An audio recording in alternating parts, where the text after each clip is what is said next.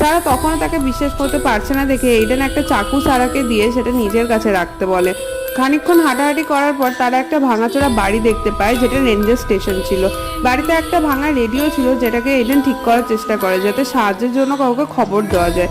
সারা সেখানে একটা দরজা দেখতে পায়, যেই দরজার পেছন থেকে জেসের আওয়াজ আসছিল। জেসের তরফ থেকে সারা একটা লেটার পায়, যাতে লেখা ছিল এডেন তাদের মারতে চায়, তাদের চাবি নিয়ে সেখান থেকে দ্রুত পালাতে হবে। সন্দেহের বশে সারা এডেনকে ছুরি দিয়ে হামলা করে আর চাবি চায়। এডেন সারাকে সামলানোর চেষ্টা করে, কিন্তু তাদের মধ্যে হাতাহাতি শুরু হয়ে যায়। এক পর্যায়ে এডেনের বুকে সারা ছুরি মেরে দেয়। সেই সময় সেই দরজা খুলে যায়, যার পেছন থেকে আগে সারা জেসের আওয়াজ পাচ্ছিল। এবার সারা রিয়েলাইজ করে যে সবই তার হ্যালুসিনেশন ছিল, কিন্তু এইডেনকে সে অলরেডি মেরে ফেলেছে।